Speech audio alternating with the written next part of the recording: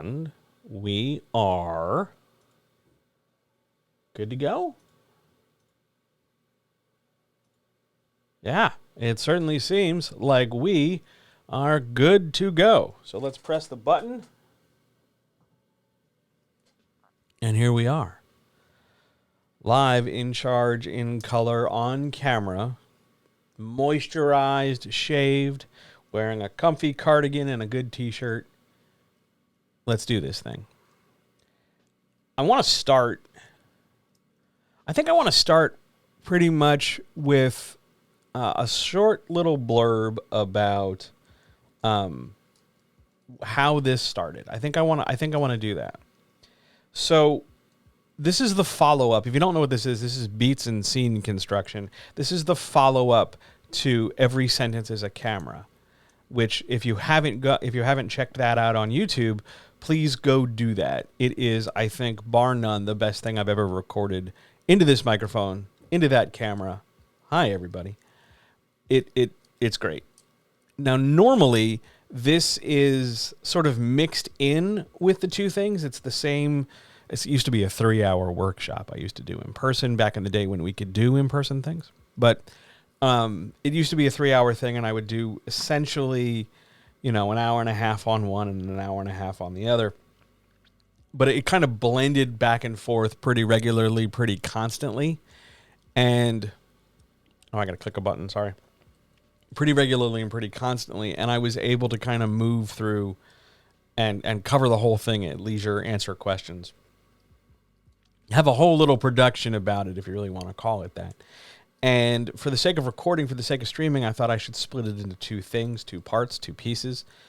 I never, as with so many things I try and do, I never really thought about how hard it would be to split two things that I had so woven together. And the result really was good because it allowed me a chance to really focus in on Every Sentence as a Camera. But it also led to part of that discussion being, hey, here are some beats.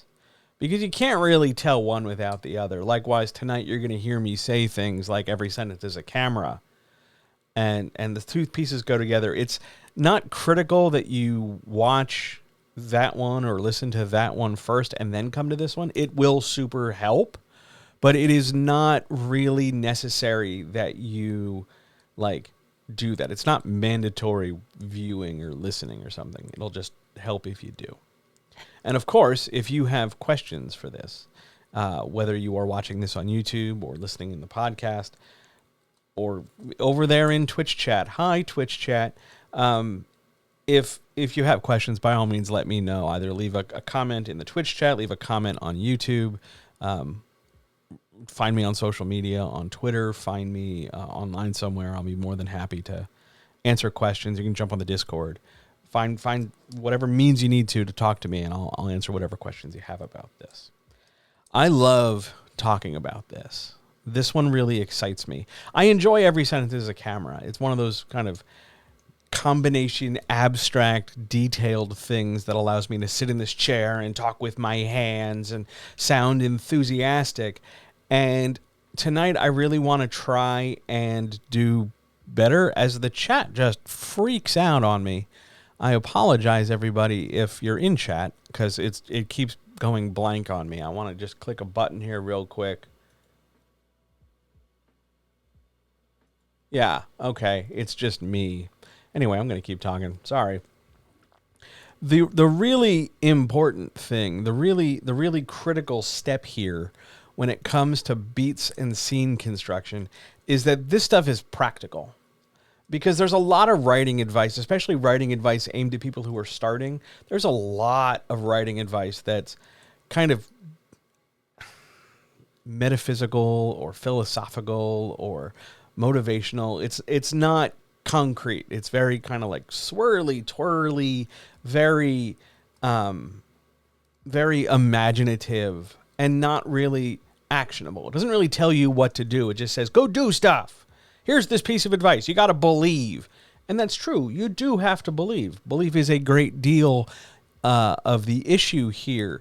But all the same, it's not enough to believe. You can't just believe your way or imagine your way to better writing. That's part of the process. But at some point, you're going to have to sit down and actually like write the thing. I make the same argument when I talk to somebody who's desperate to get an MFA or who's desperate to go traditional publishing or desperate to do one certain thing, leap through some particular hoop so that they can be legit and then all of a sudden, get the success they want. And it's never like that. It's never that easy. It's never that straightforward. It's nothing like that at all. So tonight, I really want to make sure I give you that kind of practical, like, here's how you do it sort of advice. Now, again, I apologize. I have to press a button over here, camera people, and look and see if this thing is sort of there and sort of not. But here I am. Hi, if you're there. I don't know if you're there or not because the chat keeps like dumping out on me.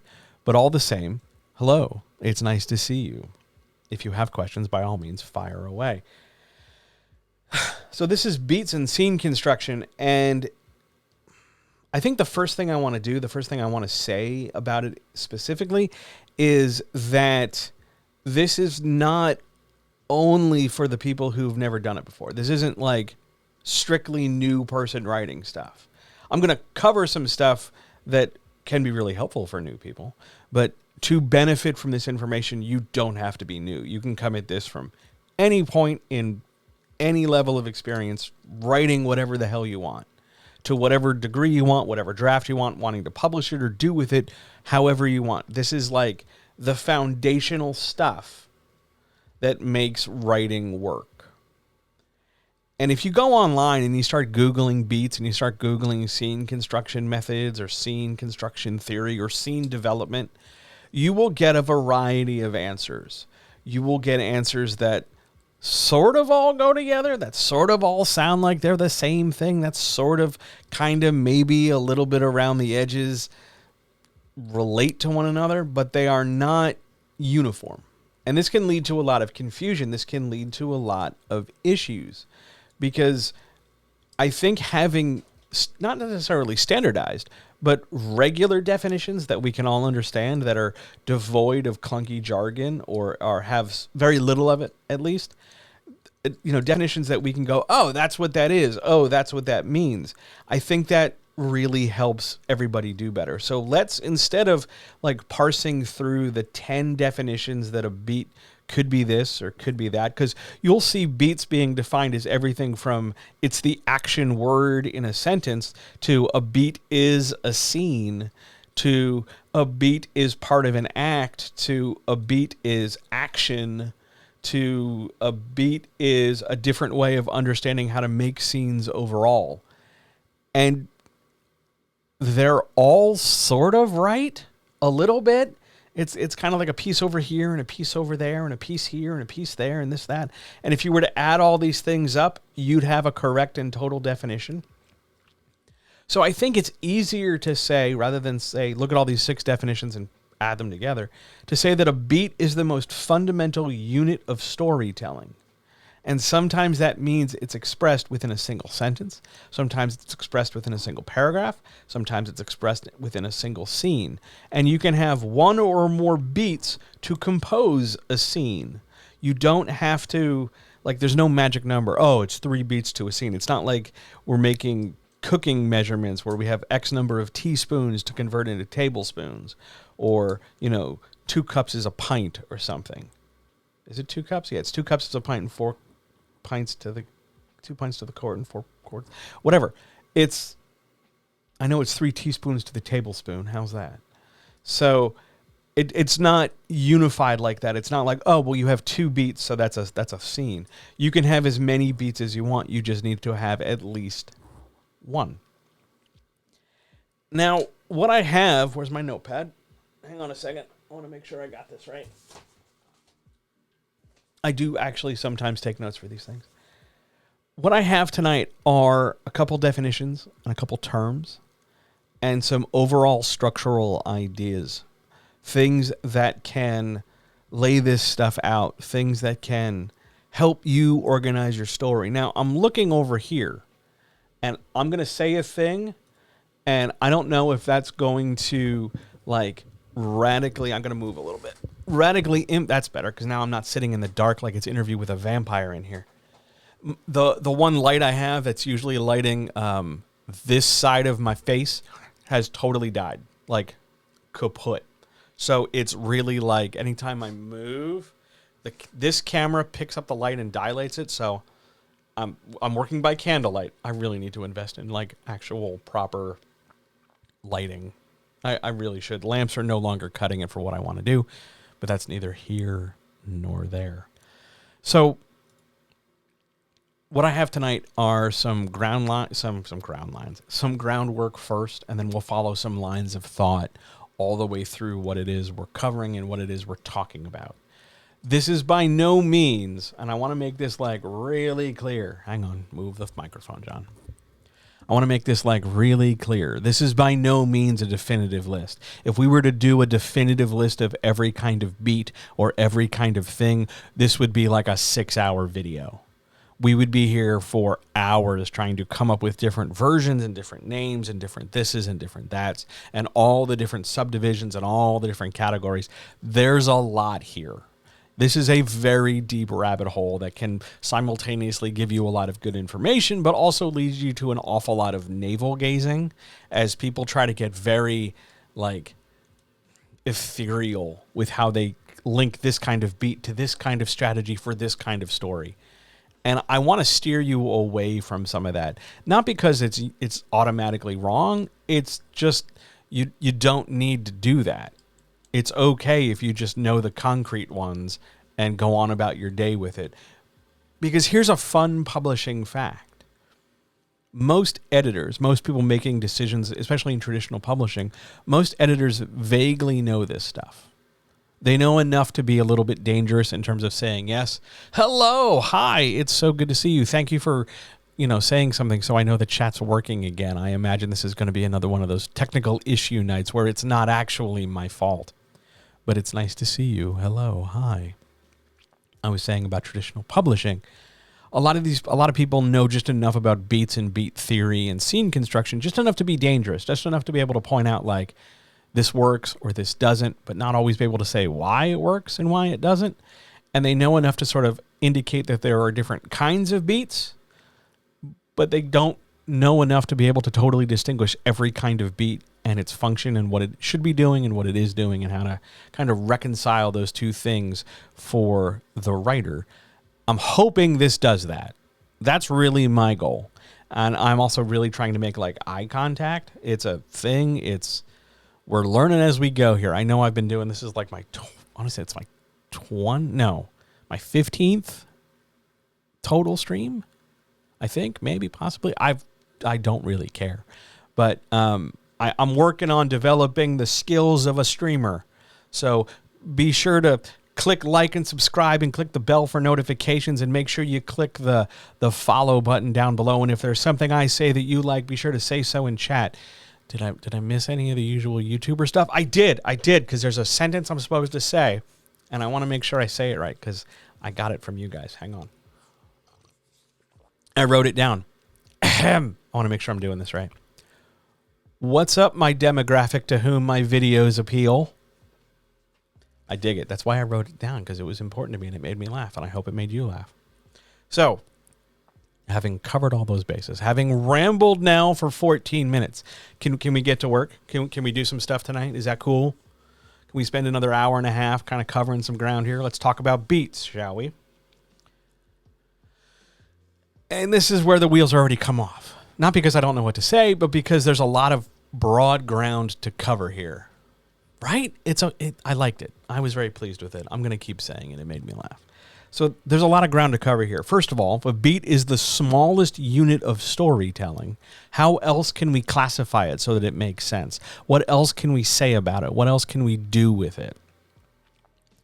And a beat can be a lot of things. It can only be one of those things at a time. A beat functions one way in one scene, but the same sort of beat can exist differently in a different scene. Sometimes rarely you can get a beat serving multiple functions within one scene, but we'll talk about that when we get to scene construction. That's called beat overlap. It happens a lot, but we don't really tend to think about it that way because it's not actually worth worrying about so long as the scene makes sense. But again, we'll talk about that when we start building scenes. So we get a couple different kinds of beats, but first we have to talk about the containers and the styles of beats.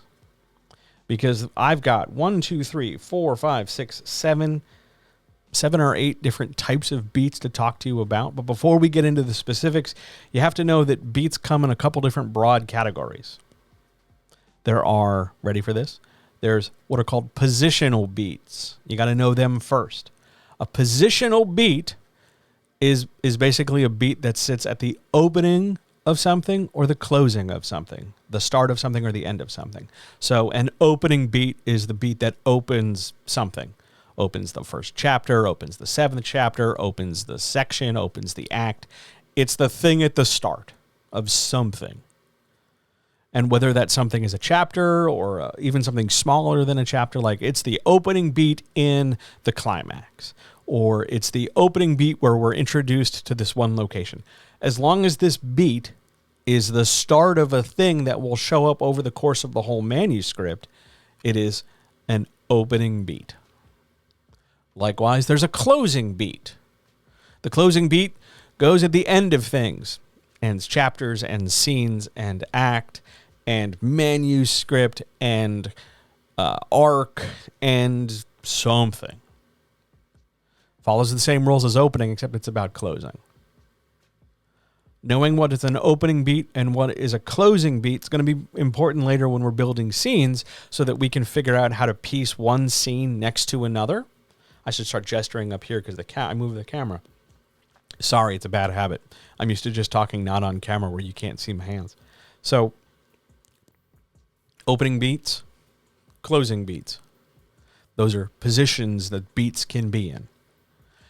There's technically a middle or a middling beat. We don't really talk about it. You can have more than opens and close. You can have stuff in the middle. They're just beats. But it's important to know that, when you're able to identify your openings and your closings so you know how things start and how things end. That's the easy sort of label for this. There's another one in a totally different way called direct and indirect. This is a thing that trips some people up, so let's go through this. A direct beat is a beat where a character, 99% of the time that's going to be your main character, but a character is doing something. They are directly doing it. They are taking some kind of action. They are the one doing something. If it's a direct dialogue beat, for instance, they are the one initiating conversation and having conversation. If it is a direct action beat, they're the one throwing the punch.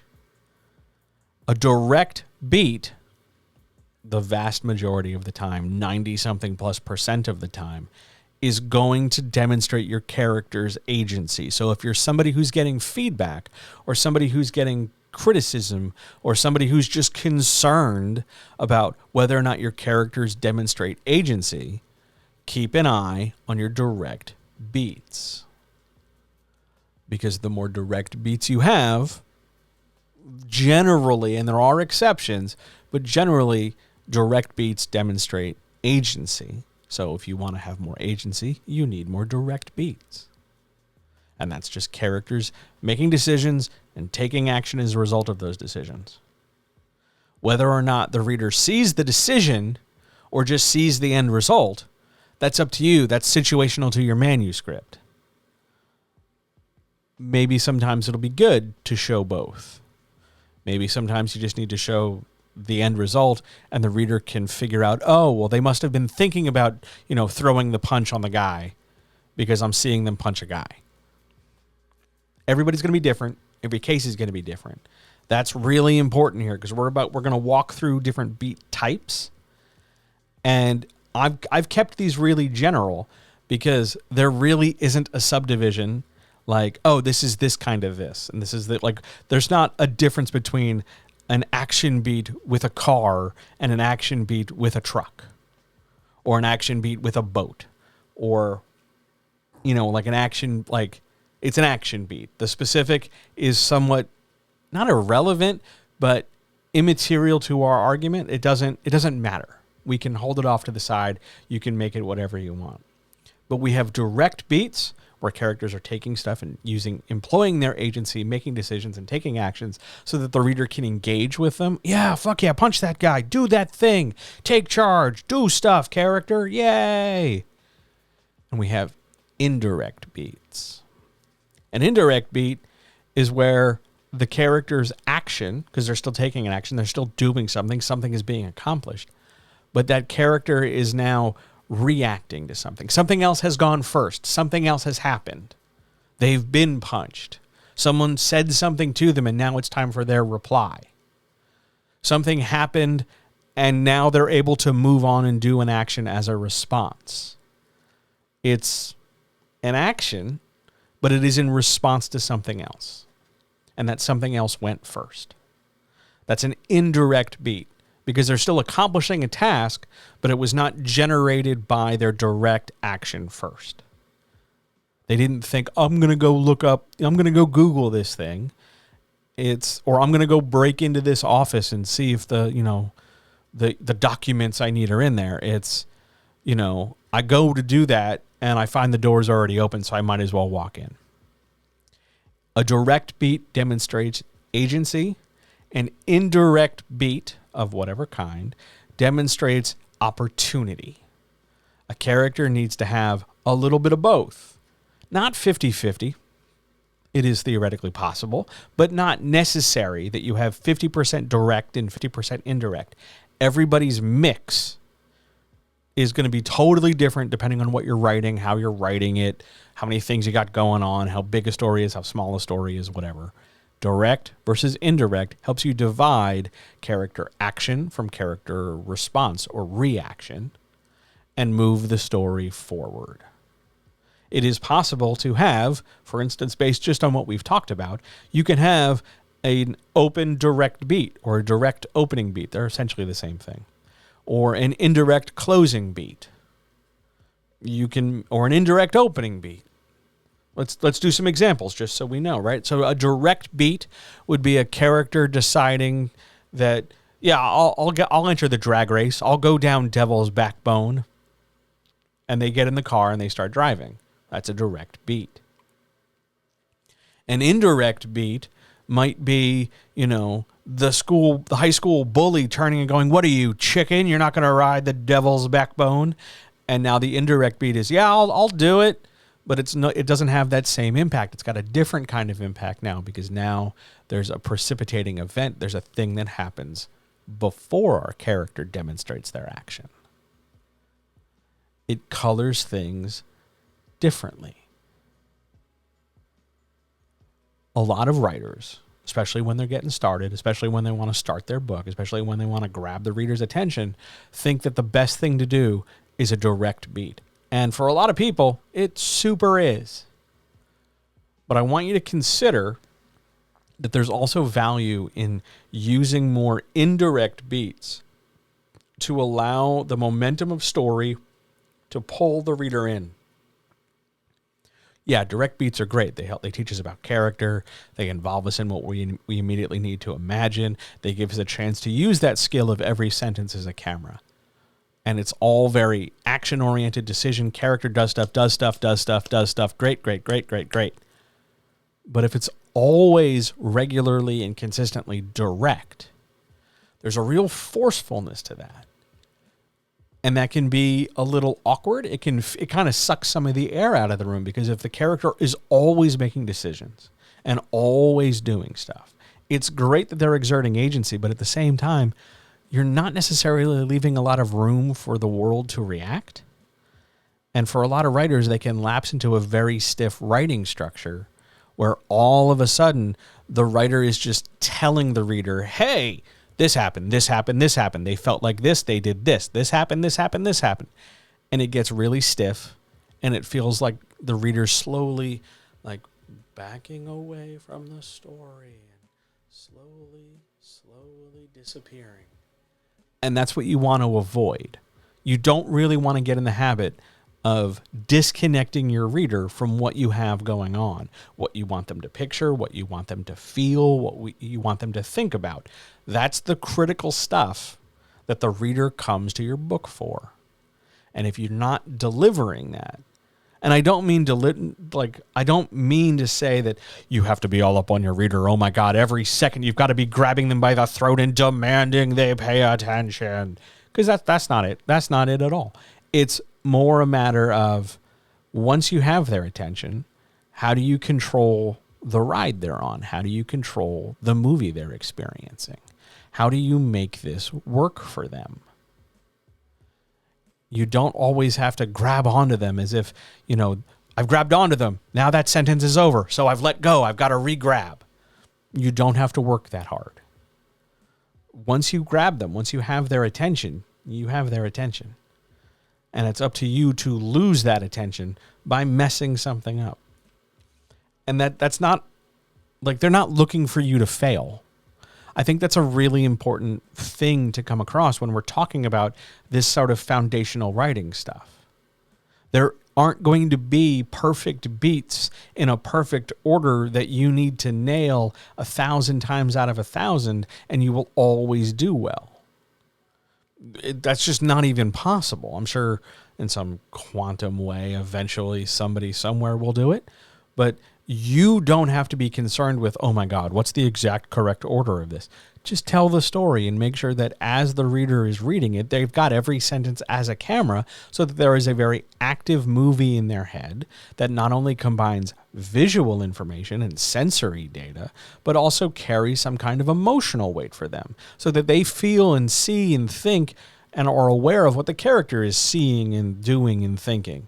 The reader needs to be that invisible tourist in the room observing things right there next to the character, and beats, particularly a combination of direct and indirect, are how we do that.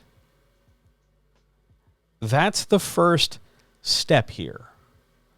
Once you kind of grapple with, okay, I'm able to look at my work or think about my work and go, these are direct beats from indirect beats, because these are things where the characters take actions. And these are the things where something else happens and then the character responds. And you can separate your directs from your indirects. You start to get a sense of the skeleton of any story. And you start to get a skeleton of the voice you're writing in and the way and style you're writing. Because once you're able to identify direct, indirect, direct, back and forth, and you can start to see a pattern for things, you can start to think like, okay, I know I have to rewrite this section. I know I need to rewrite this chapter. How can I affect, change, alter, break up this pattern I've got to the story's advantage? Now, maybe you don't have to. Maybe because you've been on a string of direct beats, one more direct beat's fine. It's not like there has to be a magic number. It's not like there's a particular pattern that, every 4 direct beats must be indirect. There's no pattern like that. There are some styles that advocate for a pattern like that, but ultimately, it doesn't matter. Ultimately, what matters is your ability to tell your story to the best way you can and make the reader feel like they're there, involved in it, right alongside the character. Okay? So far, so good. I'm going to click another button because this thing's blinking at me, and then we will move on to actual types of beats. Everybody good so far? The audio is good? It seems good on my end, but I just want to make sure it's good like everywhere, because so far, so good. We haven't had any issues. Tonight's tea, by the way, is really, really strong. So if you see me make a face, please know it's because I did not dilute it nearly as much as I normally. I take strong tea, but oh man, that was too many tea bags in the thing. You know what I'm saying? So I am fine. It's like drinking jet fuel. Let's get started with beats. I wish I had more graphics. I really do, because it'd be nice to be able, maybe one day, I'll get to a point where I can press a button and something like, maybe not star wipes across the screen, but, is sort of a bit more presentation than looking at, me up there on a postage stamp in the corner of the screen. I want to get there. I want to just understand that we are growing together in this community, and I'm ever so thankful for your attendance and presence. let's go break down some beats. Now, I'm not doing these in order of priority, and I might do them alphabetically, just looking at my list, but it's not like there's a hierarchy of beats. There's no like, this is the top of the pyramid. They're just going to be different ones. It's also worth pointing out that a beat can be any size. You can say a beat is a sentence. You can say a beat is a verb if you really want to like get into a fight with somebody who puts elbow patches on their jacket, or somebody who's never like, worked a job or written a book and they just sort of lived in an academic bubble. You can absolutely get into a fight with them by going, beats are verbs, because that's the argument we've been having since the 70s and no one's really clear on it. But a beat can be something as simple as a single word in a single sentence. It can be all the way up through a beat being the majority of a scene. Arguably, some dork somewhere is going to tell you that a beat is a scene. And I guess if you zoom out far enough, that's totally true. Sure, absolutely. But at that level, kind of zoomed out, at that level removed from everything, it's also really hard to get a handle on any other story elements. If we zoom out far enough, everybody looks like an ant, right? So backing up that far obscures and makes difficult the more technical parts of dealing with beats. Also, you sound like a dork. Like, we want to keep writers writing. We want to keep writers thinking and focused and working. So let's work within scenes rather than give them a ton of jargon and a ton of abstract theory and and then they can go on about their day. So, beats can be any size. And there's no like, this is the best beat. There are going to be beats that work more for you relative to what your story is. For instance, if you're writing, an action thriller, you're probably going to have a lot of action beats and probably not many like emotional heavy beats because, well, you're writing an action thing. So there's going to be more action scenes. That's kind of expected. It's if you're writing essentially what's called a silent novel or a silent short story, you're not going to have many, if any, dialogue beats. You just won't, because it's essentially a silent movie on paper, so there's not going to be any talking. It's okay. And again, as we talked about way back, 20 minutes ago at the beginning, there's no magic number. It's not like you are only allowed X number of this kind of beat. It's not. You're not. There's no limit. You can have as many of these things as you need to, of whatever kind and whatever size, in whatever order, so long as you tell the story to the best of your ability, and you make sure that your sentences are cameras so that the reader knows what to think, feel, and picture when they read a thing you wrote. We're going to start with action beats. You're going to find these frequently in action scenes. Scenes where stuff's happening, scenes where there's, usually what are termed aggressive verbs show up. These are things like fight scenes, car chases, gun fights, screaming matches, contests of strength, anything where somebody's moving their body, but it's also stuff like anything that generates tension. The ferocious typing of the spy in the room before somebody comes in and sees what they're hacking. Yeah, that's an action scene. Not all action involves like throwing some punches. Sometimes action is just activity. But we call it an action beat because it usually involves a character taking action. A direct action beat, remember we talked about direct and indirect? A direct action beat is a character doing something to a target, to a person, to a recipient, to a thing to get a desired result. I'm punching this guy so that he gets punched. I'm hacking the Gibson so that we get some details. I'm looking through, well, that's a different beat. I'm driving the car fast to get away from the pursuers. I'm staking the vampire so that we can, win the day. Action beat. Action beats are also a thing that sort of get paper clipped or post-it noted to other things, because you can have, and we're going to talk about it later, an investigation beat that is also an action beat.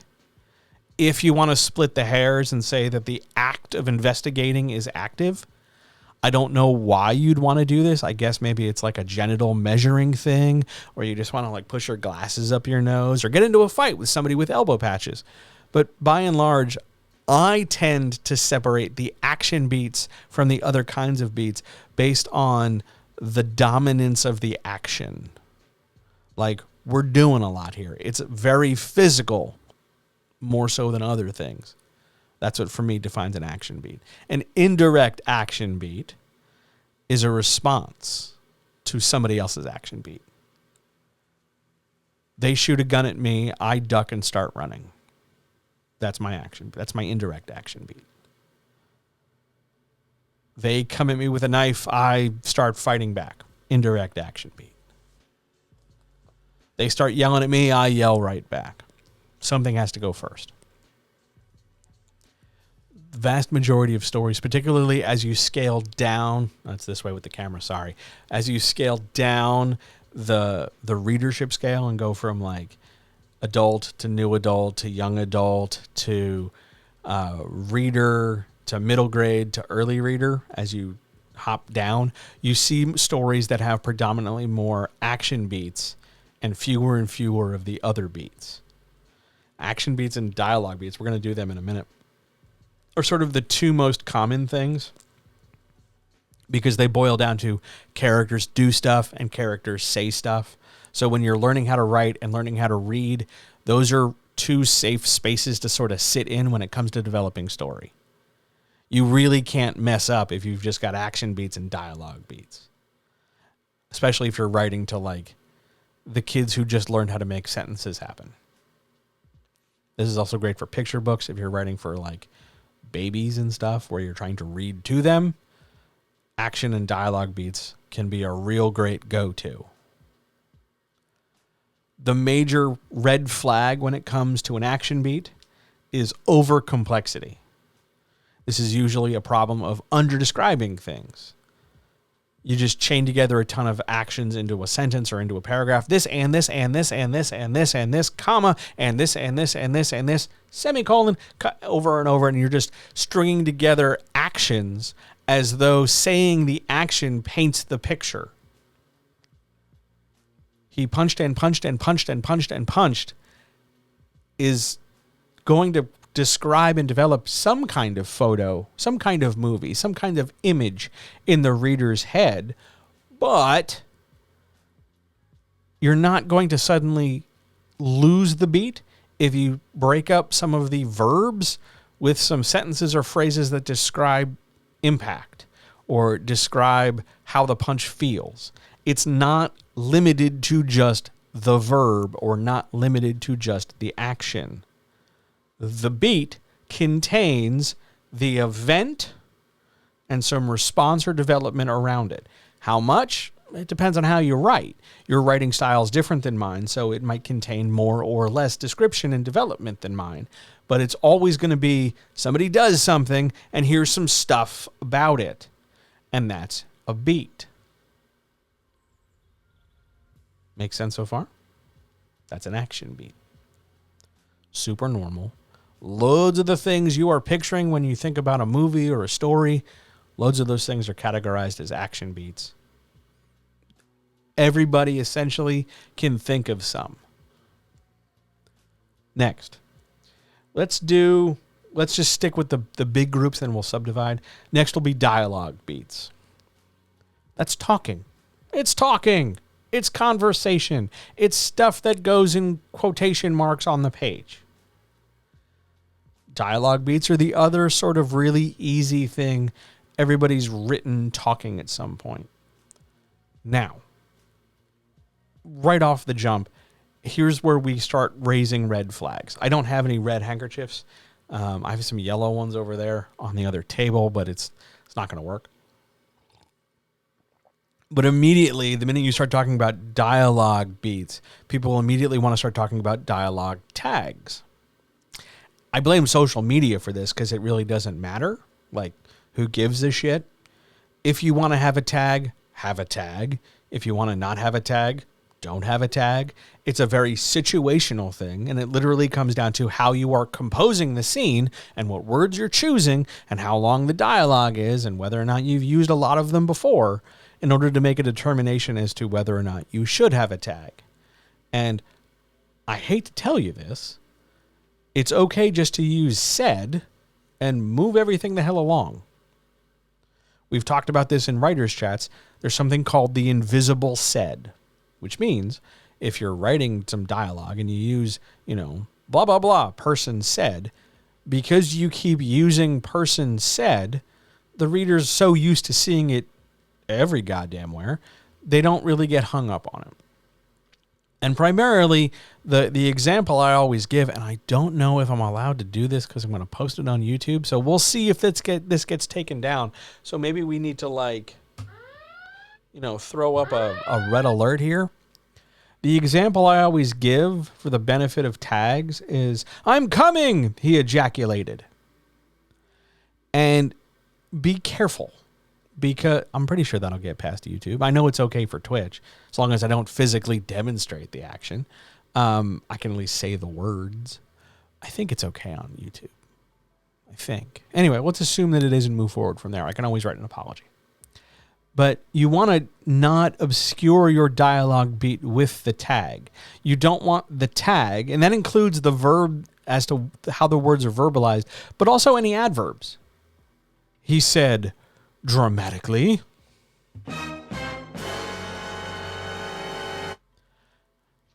You don't want your dialogue tag to overshadow the thing being said. Because if, for instance, you have a very heavy, weighty line of dialogue, that really matters. "No, that's really your sister."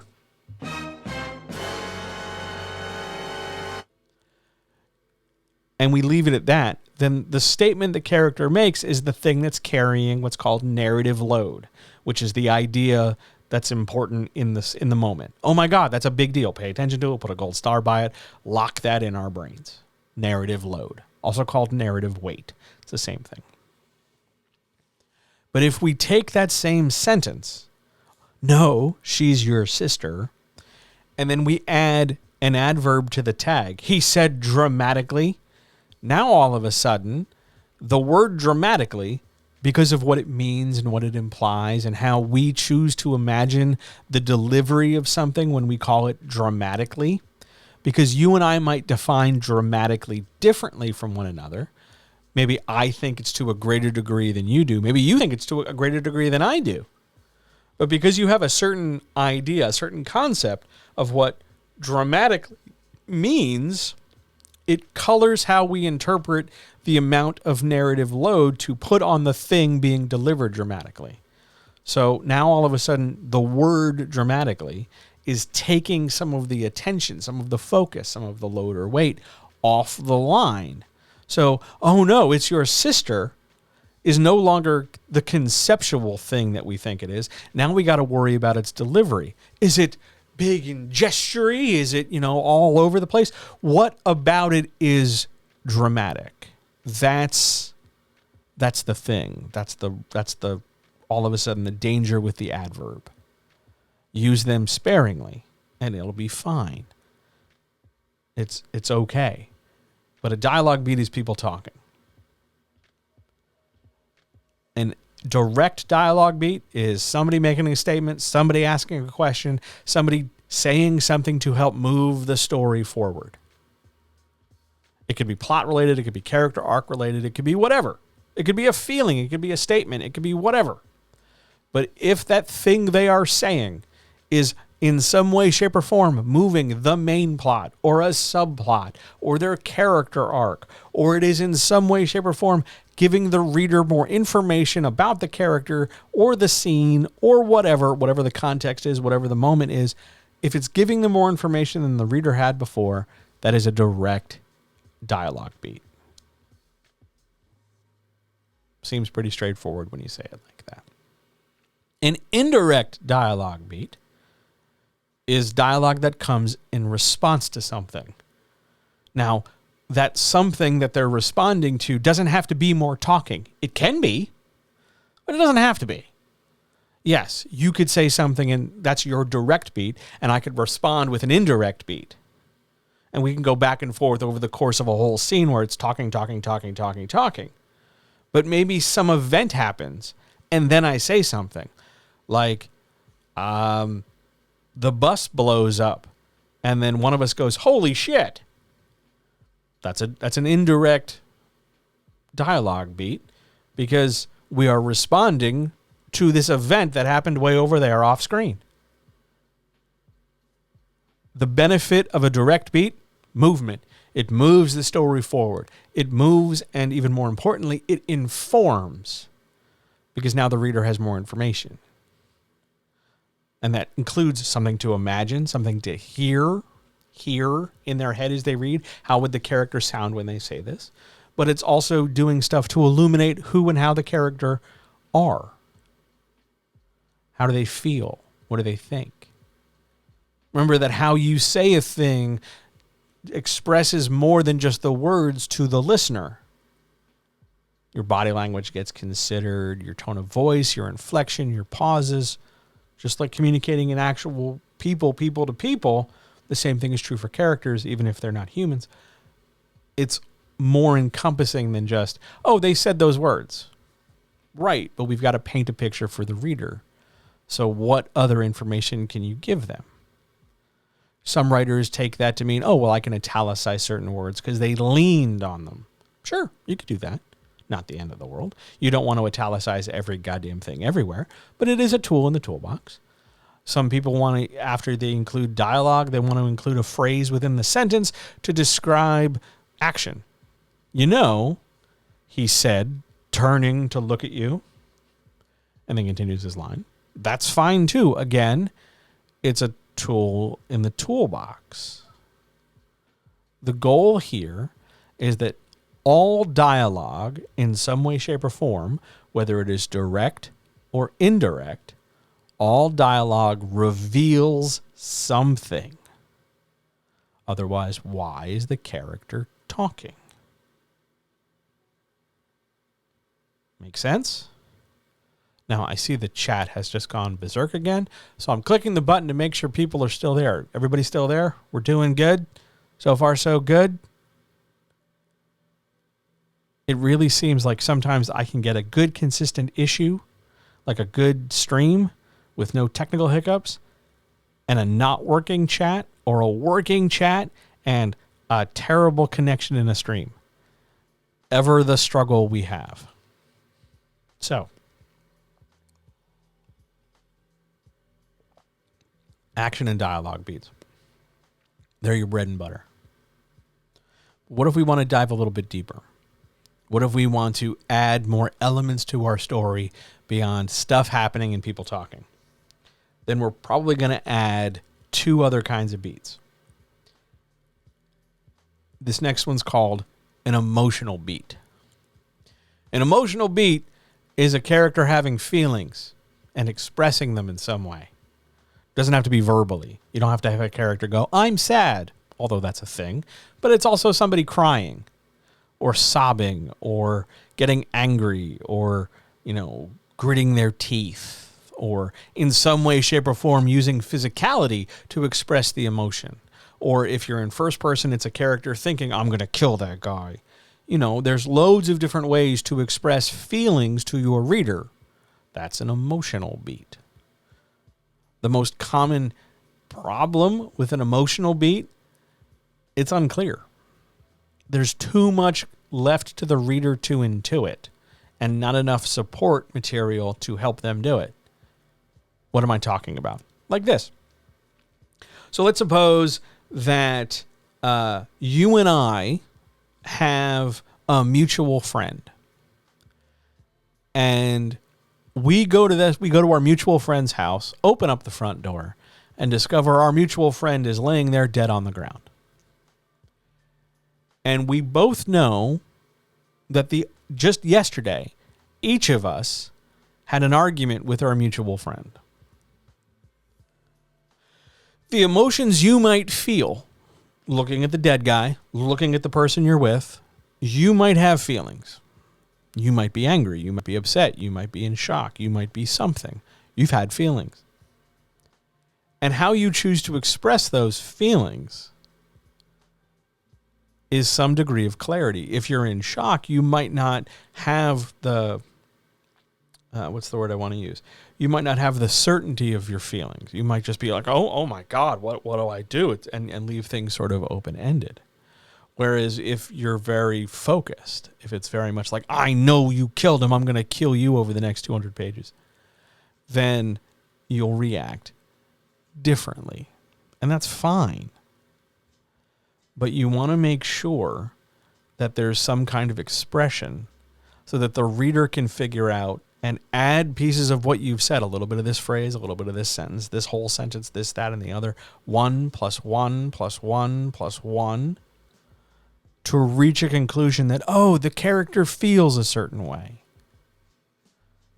Now, on the really poor end of the pool, the really like, oh man, you really messed this up, you'll get a writer with exposition where it's just, wow. And somehow the reader is supposed to piece together exactly what you mean when you say something like that. This is not because your reader's stupid. It's not because your reader just doesn't get it. It's because you have failed to give them something to get. Wow is kind of sort of appropriate, but they're going to need more than that, because how do you mean what you say? How are you wanting them? Because they're waiting to be told. They're waiting to get direction from you. They're waiting to watch the movie in their head, because every sentence is a camera. And if you take this too far, you're either not giving them nearly enough to work out, and they've got to kind of guess, and maybe they guess wrong, and that messes up the development you're trying to do, because they're going to go off on some tangent you don't want them to. Or you go the other way and you overcorrect.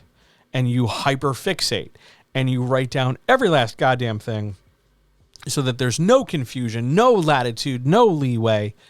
And the problem there is that you're suggesting to the reader, hey, reader, I, the writer, don't trust you to understand what the hell I'm saying.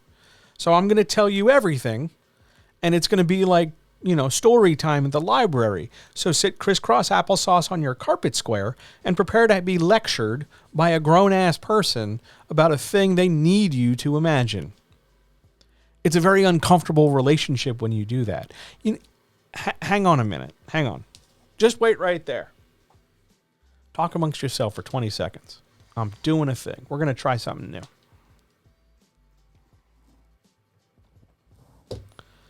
Better. So now I don't have to turn my head this way. I can look at you right here. Cool. We're learning as we also, it's just easier. That way, if the cat comes, she can walk behind, and you won't have to worry about it. All right. Where did I leave off? Emotional beats. Any expression of emotion in any way is an emotional beat. Emotional beats tend to be chasing other beats, because you need a beat to give us a reason to have an emotional beat. Very rarely will you get an emotional beat kind of loose out in the wild. You can. It's unlikely. But emotional beats tend to be great beats that follow something else. Because something has happened, we get an emotional beat as a response. Oh man, our mutual friend is dead. Here comes the emotional beat. Oh man, I'm having a moment of self-doubt. Emotional beat. Your ability to understand when to transition into an emotional beat, when to share a character's feelings, and when to not, depends on, not depends, that's maybe not the right word, hinges. Let's go with hinges. Hinges on the understanding that you want the reader to feel a certain thing at a certain point in your manuscript. You want them to feel X at this moment, whatever it is. So you're providing enough material to them, words and sentences and phrases and statements and actions, that they can picture so that they get somewhere in the ballpark of X. Now, maybe they'll nail it. Maybe they'll get exactly the right degree of exactly the right thing and feel the feeling you want. Hooray!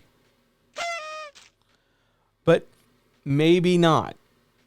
Maybe they'll get close. Close has to be good enough for you. Why? Because you can't control your reader. They are not your, automaton. They are not, slavishly devoted to you. They're a reader. They're bringing baggage with them. They're bringing experience with them. They're bringing maybe a long and stressful day, and they're just not going to be talked down to by their leisure reading. You can't control what it is they think to the exact degree, because if you did, you'd have mind control powers, and then why the hell would you be a writer if you had mind control powers? I can think of like 10 other things I would do if I had mind control powers. Writing a book is not on the goddamn list.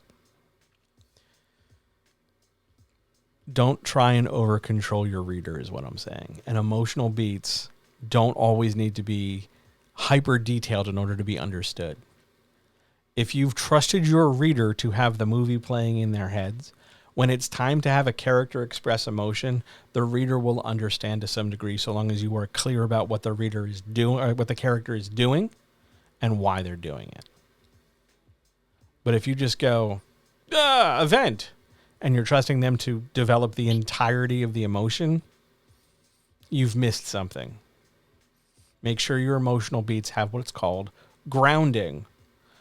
Grounding is the thing that makes the beat the beat. An action beat has to be grounded in the sense that there's action. An emotional beat has to be grounded in the sense that there is an emotion present. Make sense? Yes? No? Kinda? A little bit? Okay.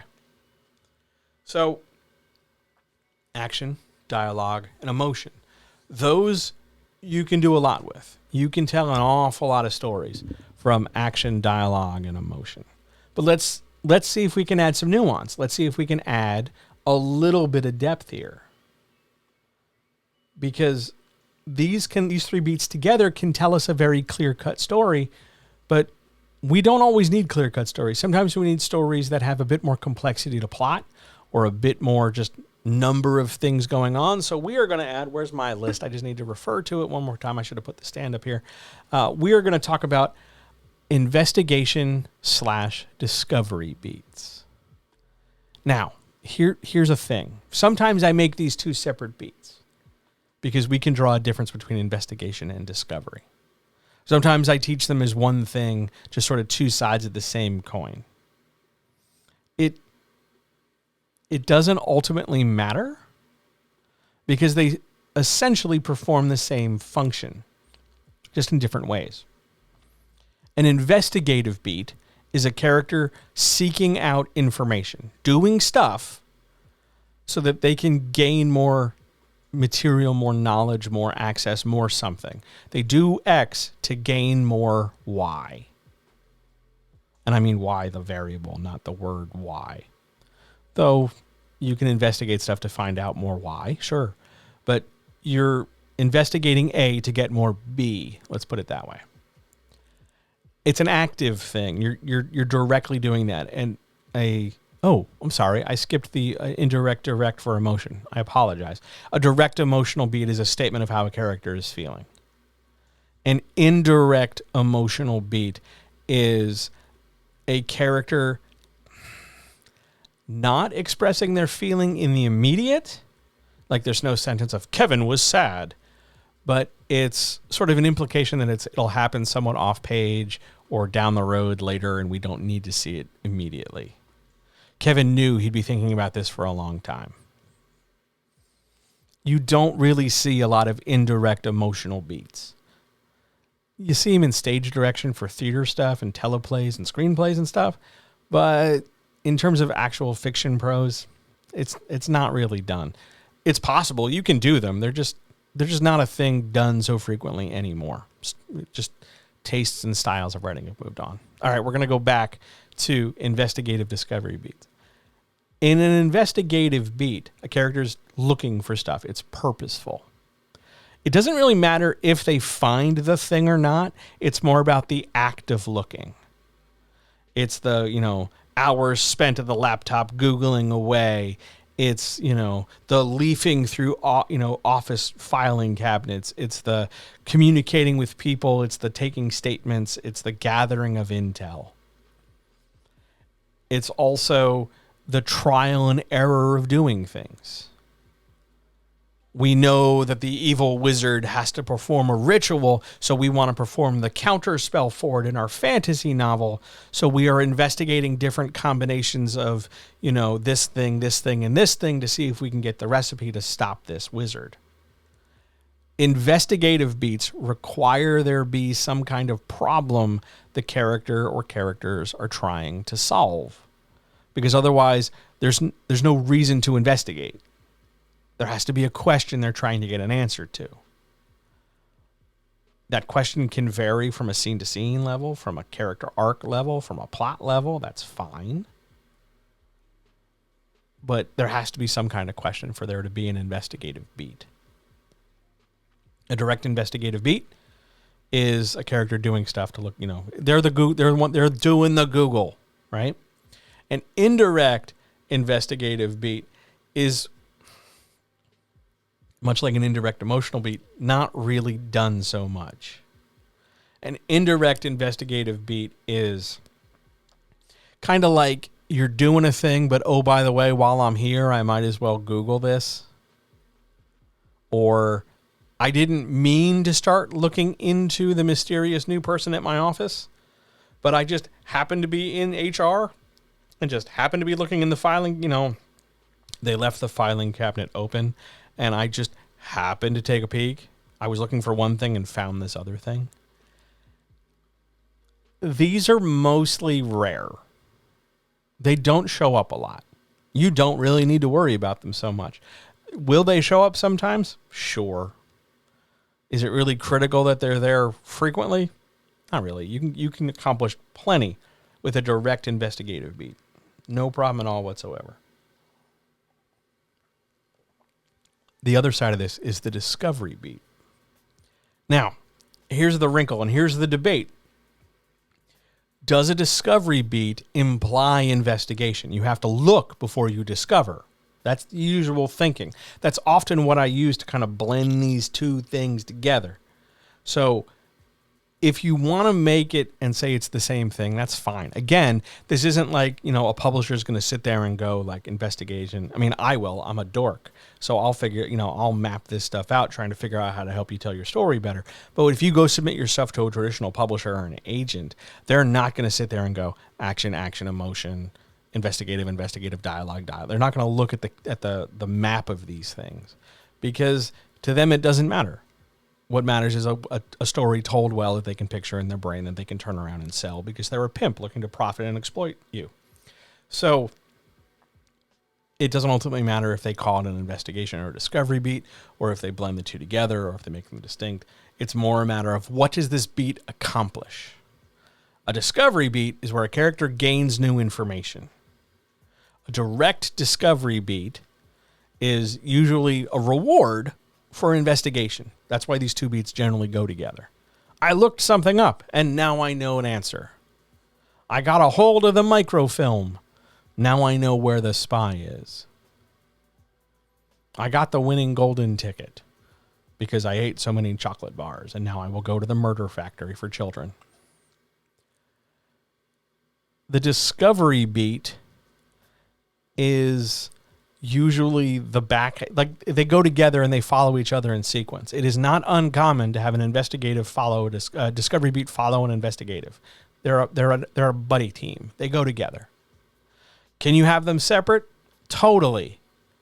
Because sometimes a discovery beat happens completely without provocation.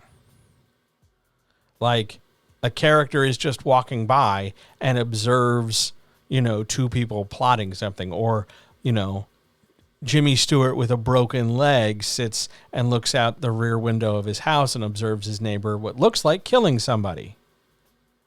Discovery beat. The function of a discovery beat is to add information that the reader and story didn't already have. A discovery beat is a great way to kick off the plot. It's not the only way, but it is very frequently a great tool for people who don't quite know how to get into the plot. A direct discovery beat, much like a direct investigation beat, is the character taking action to lead to gaining or earning the discovery. An indirect discovery beat, like we talked about, casually looking out your window going, I wonder what the neighbor's doing, is a discovery made accidentally or unintentionally. The distinction between investigation and discovery is at times very semantic, but overall, it's worth noting because maybe you are intending your investigation or discovery to be more active. And you don't mean to have it feel or come across like, oh, wow, I was just sort of standing here and the wind blew this exact piece of paper into my hand. Maybe you want to make it more deliberate. Maybe you want to show the character like buckling down and doing, the research because previously you established that the character didn't do that. Does that make sense? I got a couple more beats.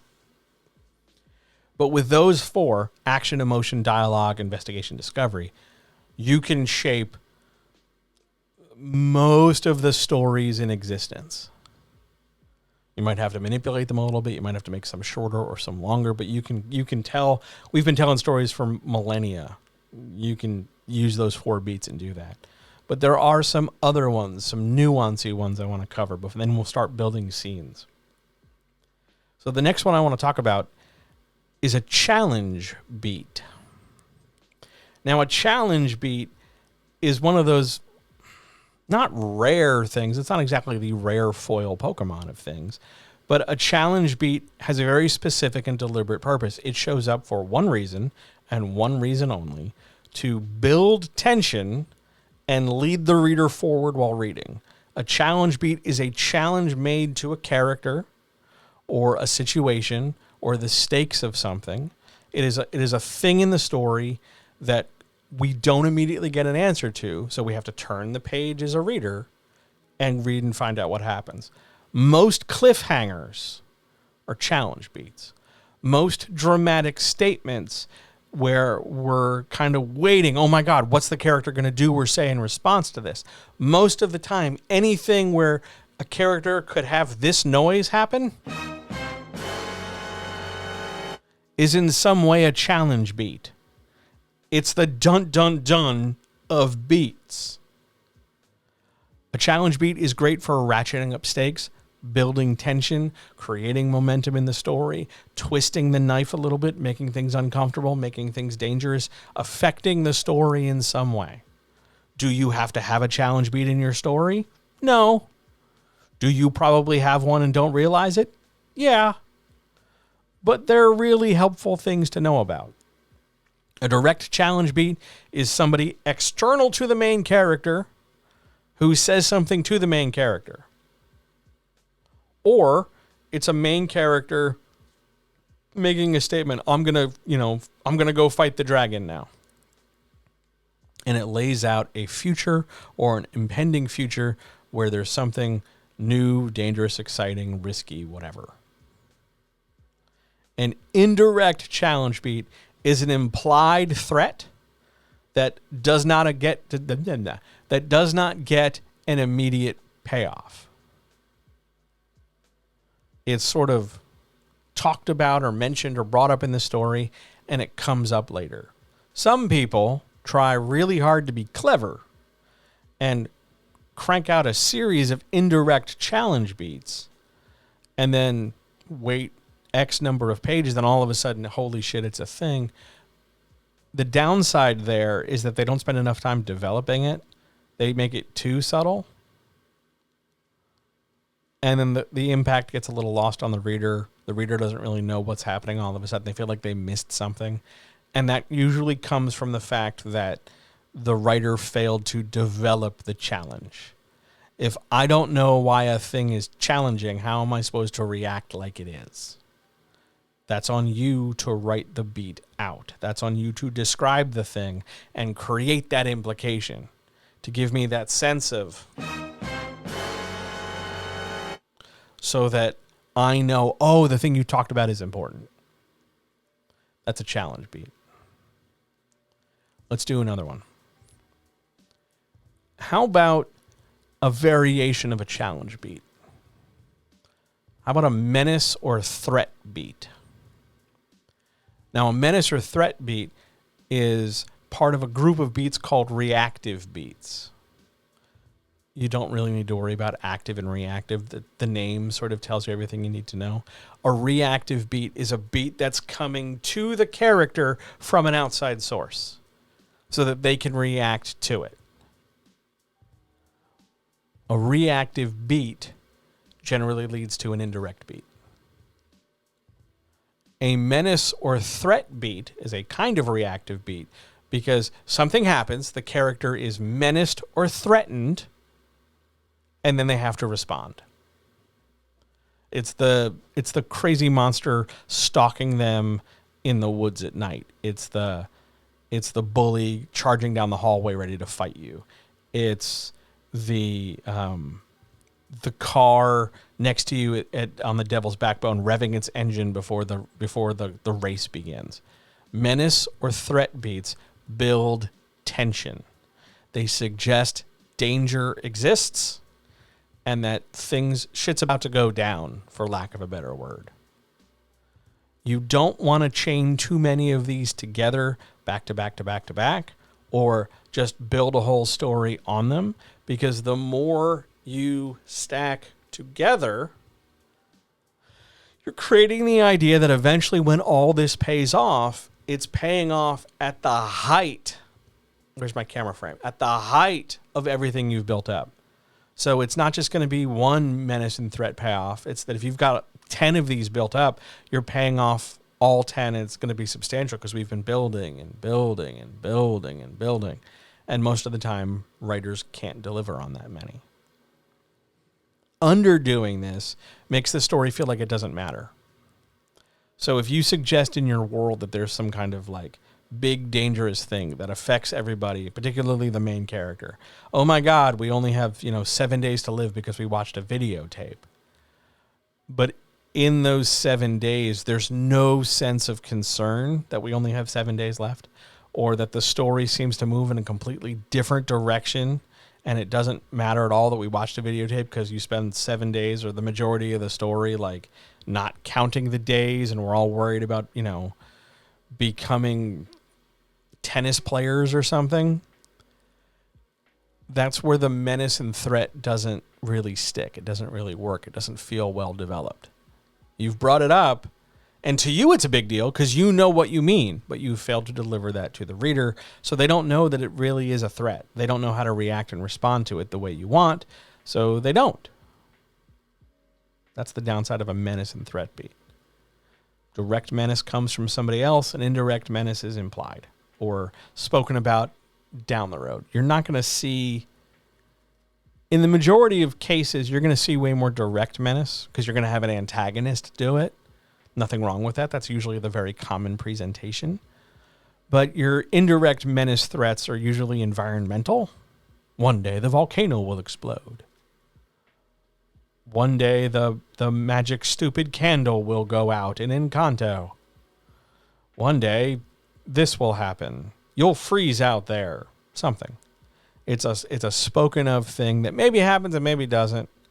And when it does, the reader feels a sense of reward because, oh shit, we paid attention. I remember this said this was going to be a thing. That's a menace threat beat. Let's do one more, and then we'll shift to building some scenes. Here's one that comes up a lot. A flashback or reverse beat. Reverse beat is a terrible name. It comes from the comics in the 80s, but we'll get there in a minute. A flashback beat is a flashback. If you don't know what a flashback is, it's a break in the forward chronology of your story to reveal or speak of something in the past. Sometimes that's a memory. Sometimes it's a recap of a past event. Sometimes it's literally time travel. Sometimes it's scrying. It's somewhere where you break the ongoing forward chronology to talk about what happened previously that would be otherwise off page. That's a flashback beat. This is sometimes called a reverse beat, primarily because it reverses the flow of time. It comes from the Flash comic books, where you can use the Speed Force to rewrite time and introduce new comic book artists for your comic book when your sales are flagging. But a reverse beat just interrupts time, generally to speak about something in the past. And sometimes, depending if you're, let's say, one of the Nolan brothers, you can use an entire story structure built around reverse beats to find out that Cypher from the Matrix gets murdered in the first 5 minutes in a basement, which is really the last 5 minutes of a movie where Guy Pearce falls in love with Trinity or something after the girl from the CSI dies from a diabetic overdose. I just badly explained the entire plot structure to Memento. I'm hoping somebody listening to this has laughed at that, mainly because the chat doesn't really work. It's rebooted again for the umpteenth time, so I don't know if that joke worked, but it made me laugh. So at the end of the day, it made sense.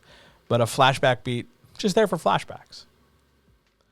And the vast majority of the time, you're only going to see direct flashbacks because they are materially important to the plot. Can you have an indirect flashback? Yes, sort of, question mark. You thought it was Tenet. Oh, well, I have my own problems with Tenet, where all of a sudden Batman slash, what the fuck was his name in Twilight? Drawing a blank. I'm drawing a blank, and it's bothering me. But anyway, it's Robert Pattinson and Denzel Washington's son, who all of a sudden have to travel through time to fight a fight and die, even though they have a bromance in reverse. But it's the Tenet. If you're a Patreon person, it's the Tenet School of Filmmaking. Don't think too hard about it. And an indirect flashback beat, an indirect reverse beat, yeah, don't think too hard about it because they don't really show up. You can have one.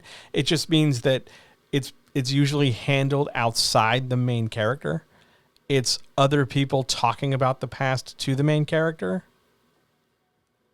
Like the main character interviewing somebody, and then you have a section of text that is the other person's memory for a page, 2 pages, 3 pages, or a whole chapter or whatever. And then all of a sudden we're back to the narrative.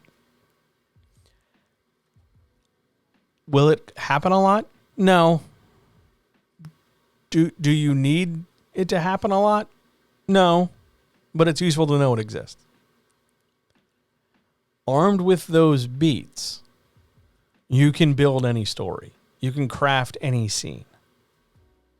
I'm going to get a mouthful of tea, and then we're going to build some scenes.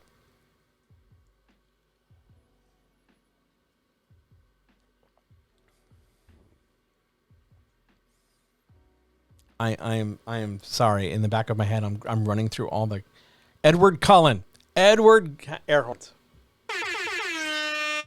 Eventually, I was going to remember that name, and it's better I remember it on stream than like 15 minutes after everything goes off, and I'm walking away, and I just start talking to the cats. Edward Cullen, and the cats look at me like, "Holy shit, what are you doing?" Edward Cullen. That's who I meant. But yeah, he falls in love with Denzel Washington's son, who goes through this movie, and then they know each other, but they don't know each other, but they do know each other, and bullets work differently, but not all bullets, because only some bullets, and don't think too hard about it. It's the Tenet School of Filmmaking. For more information, go jump on the Patreon, patreon.com/JohnHelpsYouCreate, where I spent like 3 hours talking about Tenet, and it made me angry, and there was a little vein in my forehead that bulged, but that's neither here nor there. For now, we're going to build some scenes. Remember, you can have any number of beats in a scene, from 1 on up to a bajillion. Just know that the more beats you put in a scene, the more complex, the more busy, the more full a beat or a scene seems to, not a beat, a scene seems to be. So if you have an action beat with like, an action scene full of action beats. Let's say you've got a scene with 15 action beats. That action scene is going to feel really very stuffed. Oh my God, there's a ton going on. Now that might sound like a great idea. Oh my God, my action scenes are so juicy. There's so much stuff. But remember, the more beats you introduce to a scene, the more chance you run into of the scene feeling underdeveloped, overwritten, underwritten, overdescribed, underdescribed, messy, unclear, etc. Is there a sweet spot? Is there a magic number?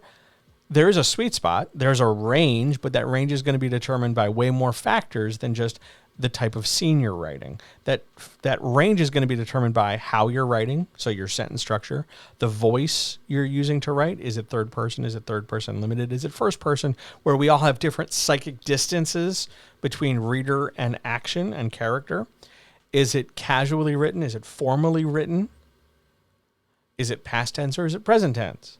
All of those things help contribute to how developed or full or packed or loose a scene is. But all scenes, no matter their density or complexity, all scenes have at least one beat in them. So if we're building a scene, this is why outlining is important. If you're building a scene, you're going to need an opening beat. You're going to need a beat that starts this thing. And depending on what kind of scene it is, you might want to open with a beat that is a good fit for this kind of scene. So ask yourself, what's this scene? What is it? Where is it? What's going on in it? Oh, this is the scene where two people, ride down Devil's Backbone.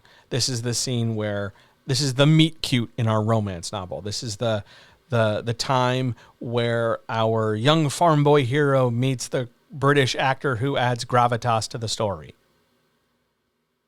What kind of scene is this? That's got to be your first question every time you're building a scene. What kind of scene is it? Followed closely by what happens in this scene. You need to know what happens. There's no way really around it. If you don't know what happens in this scene, why are you writing it down? Having a loose idea and finding it as you write is completely fine. There's nothing wrong with that. But you got to have a starting point. You got to at least know something. We often talk about in stories, especially if you're a Patreon person, we often talk about how a story feels due for an action beat. Because in screenwriting, there's a rough rule of thumb that says every X number of pages, usually between 2 and 4 pages, you need an action beat to keep the audience paying attention and stuff. But even in narrative flow, even in prose, even in a ton of other ways, you're often due for a certain kind of beat just to break up the flow of story. Sometimes you're due for a dialogue beat. Sometimes you're due for an action beat, just to break up the big, giant, long walls of text, or just break up all the description. We've been talking about the grass and the trees for, 3 pages now. It's time for somebody to say something. So maybe your scene is due for a particular beat. And the type of scene it is, and what's supposed to happen in this scene dictates its opening beat. Is it an action scene? You're probably going to want to open with an action beat. Is it a scene of 2 people talking? You're going to probably open with dialogue. Now, just so we're clear, just so we're really super clear, as I continue to struggle to get the camera and the microphone lined up and everything, I don't mean this on a sentence by sentence level. I do not mean this in a sentence by sentence level. I'm not talking about how the first sentence needs to be a certain way. I'm talking about a beat, which is composed of 1 or more sentences. So sometimes you're going to have 2 or 3 sentences setting up the beat, where the 2 people are going to race down Devil's Backbone, spend a half paragraph getting in their damn cars. Or the meet cute in the restaurant starts off with a couple sentences describing the state of the restaurant before the 2 characters meet. That's still an opening description, but its opening beat is where the first character walks in the room, which might be 4 to 9 to 35 sentences into the scene. That's okay. That's all right. This is not a sentence by sentence thing. Sometimes, yes, sometimes it will be, like in a dialogue beat, where literally some sentences are dialogue and some sentences are not. But it doesn't have to be sentence by sentence. So what kind of scene is this? What's happening? Who's in this scene? That's going to help you frame how the scene starts. How that scene develops what happens next, in what order do the events occur, depend on a factor slightly outside of beats. Because every character in every scene needs to have a goal. Otherwise, why are they in the scene? Now, that goal might be very situational. They're only in this room to accomplish one task, and then when they're done, they leave the room and nothing happens, and then we never see them again. Like the character who's bagging groceries, they're only there to bag groceries, and when the bagging groceries are done, we never see this character again. But that's their goal. They have some task to accomplish in this scene. Every character needs at least one, because the scene has to start with it. Maybe they have one, maybe it changes halfway through. That's fine, we'll get there in a minute. But every character needs a goal. Now they're going to use their skills, whatever their skills might be, they're going to use their skills to try and accomplish this goal. And in using their skills, in taking actions, you are going to run into some direct beats. Maybe those are direct investigations. They're direct investigative beats. They're going to go look information up. They're going to search the room. Maybe they're going to, maybe they're going to try and get answers out of somebody. So there's going to be a direct menace beat that's going to lead to a direct dialogue beat. Maybe it's, they're just overwhelmed and they're going to cry. So maybe it's a direct emotional beat. Or maybe this scene follows a moment where they were just scared half to death. So they come running into their bedroom and slam the door, and then all of a sudden they're crying, and it's an indirect emotional beat. But every character in every scene has a goal, and they're going to use their skills to try and accomplish that goal.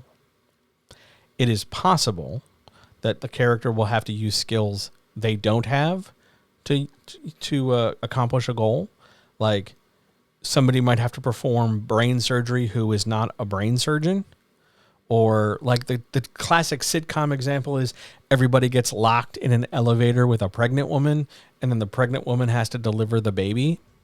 And the character who, doesn't like children or doesn't like getting their hands dirty has to be the one to be the doula essentially and help assist birth. Everybody's got a goal.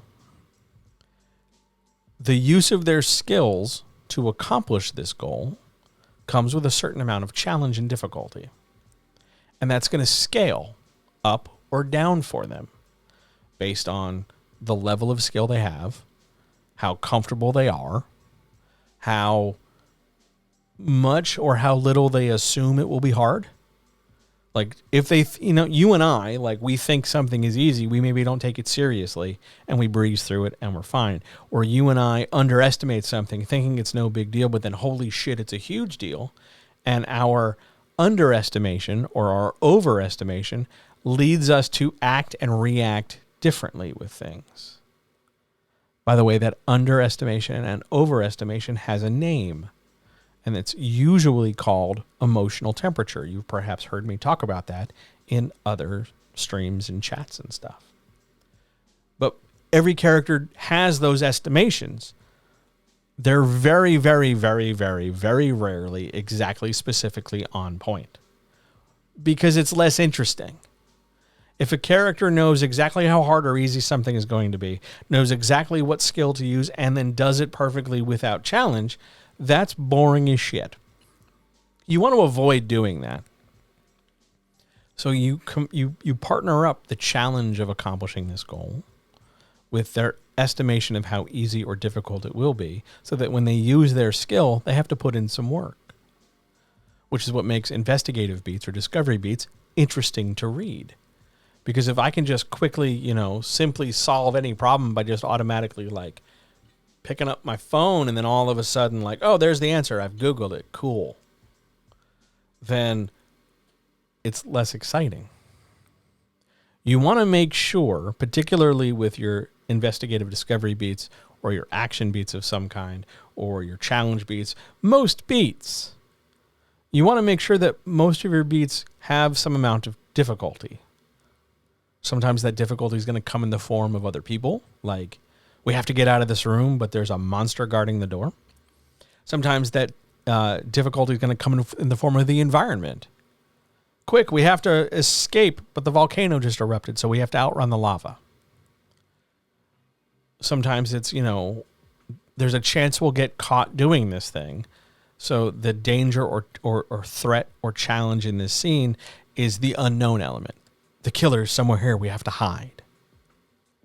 Knowing that there's got to be characters doing stuff, using their skills, knowing that there's a challenge to it, allows you to construct a set of beats to walk the reader through as though they are experiencing whatever they're experiencing right alongside the character.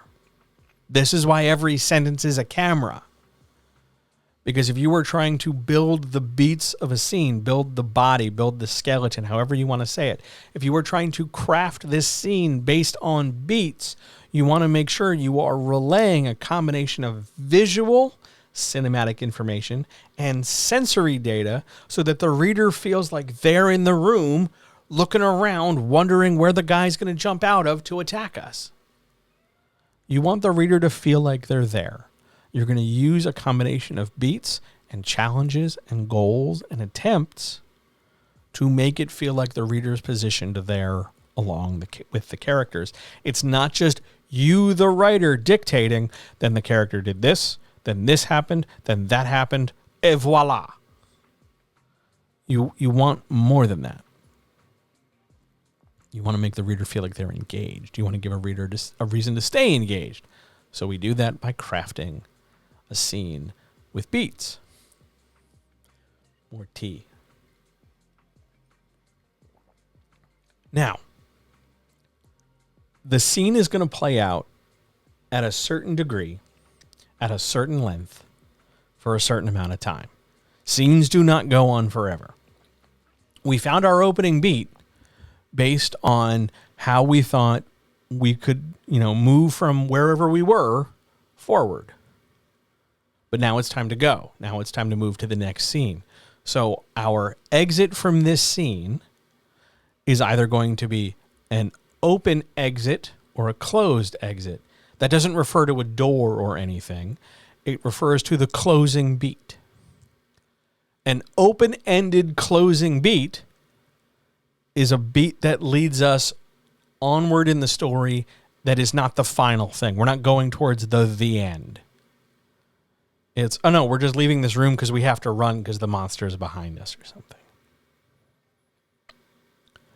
It's different. It's more than that.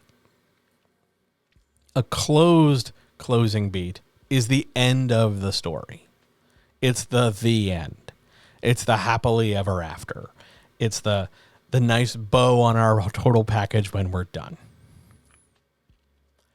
You are not going to have more than one, usually, unless you're like Lord of the Rings, you're not going to have more than one closing beat.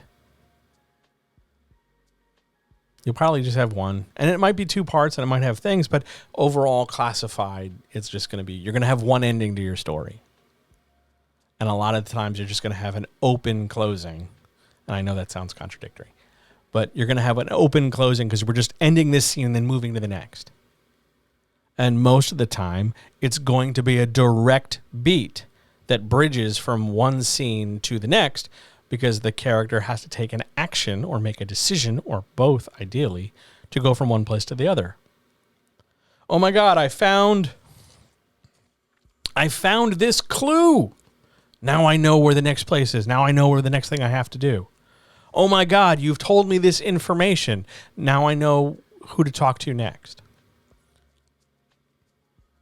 So this scene ends, and then we go on to the next scene. This is called scene sequence.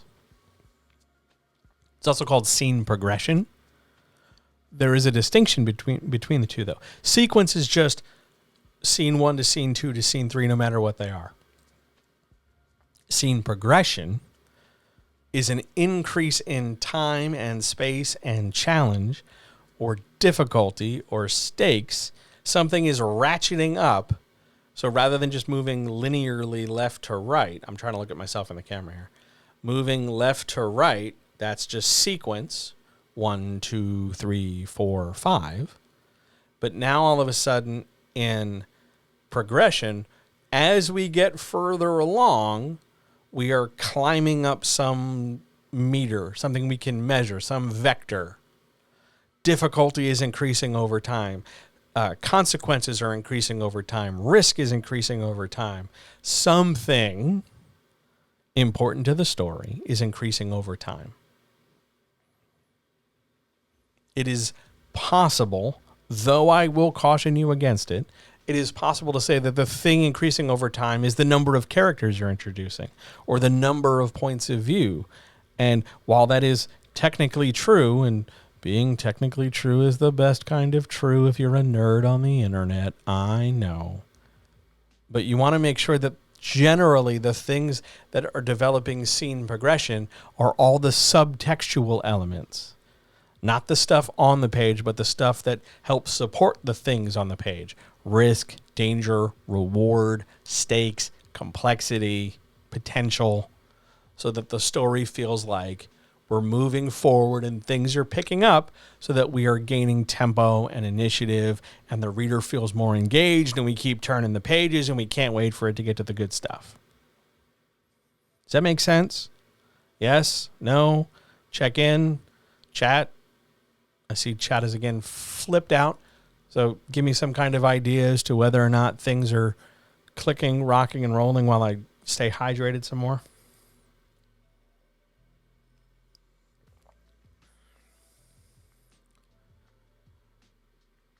Yes, no, we're good. Hang on. Yeah, we're good. It hasn't totally like shit the bed yet. Cool. Thumbs up. I'll take a thumbs up. Why is this important? Why does this matter? Because when things go bad and I get called in to edit a book or help a writer and things are real bad, it seems like scenes are either these little islands in an archipelago of a manuscript. Like they're here and they're doing something. Where's my camera? They're here and they're doing something. And somehow we turn the page, but now we're all the way over here and we're doing something. And then sometimes we're over here and doing something. And it doesn't seem like any of these things connect, but somehow they all involve the same people, and they all seem to be doing more or less the same thing over and over and over again. That's bad. We don't want to create an archipelago. We don't want to create a disconnected series of dots that we're drawing janky lines all over the place where we're playing connect the dots. We want nice, smooth movement from one thing to the next for good reasons that develop the story along the way. The important thing here when we're building scenes, beyond characters having goals and making attempts, is that there's challenge. This, I can't begin to tell you the number of books I have worked on and the number of writers I have worked with who don't challenge their main character enough. Sometimes it's not even their main character. Sometimes their main character is sort of like in the orbit of another character. Like your point of view character is the human and their love interest is like the ghost in their romance novel or some nonsense like that. Like, you know, it's there's somebody perfect directly around or is the main character themselves. A perfect character might be somebody you love, might be somebody that, oh my God, you're just crazy for, as you fan yourself with whatever appropriate emoji or internet slang or appropriated language you want to use. But a perfect character is bad writing. It's just bad writing. I don't care how cool it is. I don't care if when you picture it in your head, it's the coolest CG thing you could ever imagine. I don't care. It's bad writing. Why is it bad writing? Because you, the human being reading this book, you, the human being listening to me talk to you, how many genuinely perfect beings do you know? Are you a perfect being who never makes a mistake, who never breaks a sweat, who's never troubled, stressed, in danger, harmed in any way? Does everything come disgustingly, shockingly easy for you? Are you so hyper competent, so hyper invested that there's nothing you can't plan for, nothing you haven't already planned for? We talked about, I think it was the last writer's chat. Where we talked about character cheat codes. Character cheat codes are things that allow characters to be unrealistic and unattainable, that seem really cool because you're a shitty writer and you think it's really neat to have characters do this stuff, but they're bad. They lead to poor story construction. They lead to weak scenes because your character is hyper wealthy and they never have to, they never struggle to find money, or they're never challenged because they can transform their shape, or because they're immortal and they never have to worry about risk or loss or grief, or, there's some unrealistic, unattainable, super thing about them that allows them to not have to deal with stuff in scenes, which means you don't have to write stuff, which means the story is by nature less developed and less interesting. You don't want perfect characters, so make sure in your scenes, even if your character's goal is simplistic, like, hey, we just need to sit down and record this thing, you need to make sure that there's some amount of challenge. Now, maybe that means you add external obstacles sometimes, like the internet connection in the office is sometimes real fucking finicky. Maybe you're okay with just doing that a little bit because it's a small thing and no one cares if the internet connection is finicky, because we can just come and go and it's a short scene. But maybe, though, you want to do more than that. Maybe you also want to add, like, we have to use the finicky internet connection to hack the super mainframe to turn off the alarm before, the security service comes and our cyberpunk story comes to a tragic end. So maybe we're adding external threats as well. You don't want to get in the habit, though, of always doing the same kind of thing. You don't always want to have your challenge come in the form of specifically, like, maybe not the same individual opposition. We don't always need, no matter what, to have the same evil security goons come by. Maybe we do because that's the story we're telling, but by and large, we would try and vary it up because otherwise it's going to seem really unrealistic. But you want to make sure that there's enough challenge there and enough opposition there and a deficit of skill or an imperfect amount of skill so that a character has to do stuff, so that time passes, so that there's a sense of possibility, there's a sense of potential, either potential reward and gain or potential failure and loss. Because that's what a reader connects with. They don't give a shit, at least beyond the superficial. They don't care if, oh my God, your character can turn into a dog. Wow. Once that charm wears off, once it stops being a thing, what else you got? Okay, you can turn into a dog. Okay. If that's always, how do I put this? If that's always the solution to your problem, I'm just going to turn into a dog. And it always works. If we're not telling a dog story, if we're not telling like a story where turning into a dog matters, that's just really weak and bad writing. One of the things that allows a reader to connect with characters in a scene is relatability. The idea that your character and your reader can somewhat be on the same page in terms of how they feel. Oh, yeah, okay. Yeah, I get it. I see why it's important to you, character. I see what you're doing. If I were you, character, I'd do the same thing. Maybe I'd succeed at it. Maybe I'd fail at it, but it's important to me that I obtain this goal. That's what we're talking about. Building that relatability means using the beats and beat structure to help push and pull the reader through things.